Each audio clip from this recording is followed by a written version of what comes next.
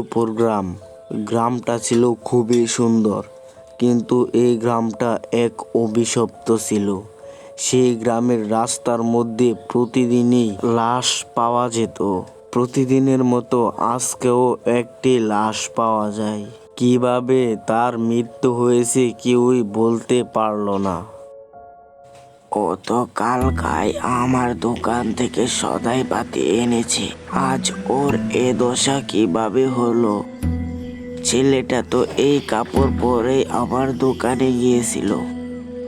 রাত 8টার সময় আমার দোকান থেকে সদাই পাতি এনেছে। দিনের পর দিন যদি মানুষের এমন অবস্থা হয়, তাহলে তো পুরো গ্রাম শূন্য হয়ে যাবে।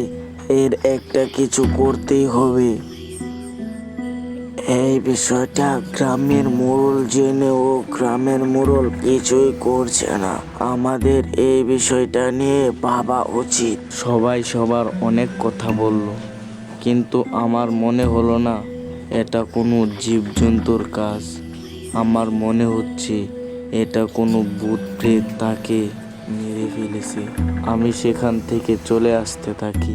আমি ভাবছি এই জঙ্গলে ভূত প্রেত আছে, না হলে প্রতিদিন এমন মৃত্যু হতো না। তারপরের দিন আমার একটা জরুরি কাজে আমি ঢাকায় যাই। ঢাকা থেকে ফিরতে ফিরতে আমার অনেকটা রাত হয়ে যায়, প্রায় 9টা বাজে। সে সময় আমি জঙ্গলের রাস্তা দিয়ে হাঁটতাছি। চারদিক ঝিঝি পোকার শব্দ আর শিয়ালের ডাক। প্রতিদিন যে জঙ্গলের মধ্যে মানুষের মৃত্যু হয়, আজ আমার সেই জঙ্গলের মধ্য দিয়ে যেতে হবে। আমার অনেকটা ভয় করছে। আমি জঙ্গলের সামনে আসতে সামনে দেখতে পেলাম ডাইনি। কি ভয়ঙ্কর চেহারা!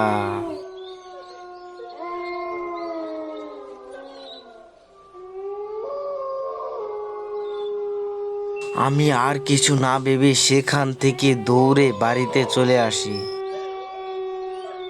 তারপরের দিন সকালে আমি আর গ্রামের কিছু লোক মিলে একটা তান্ত্রিক আনি। তারপর তান্ত্রিক মন্ত্র পড়ে জায়গাটাকে ঠিক করে। বন্ধুরা, ভিডিওটি কেমন লাগলো অবশ্যই কমেন্ট বক্সে জানাবেন।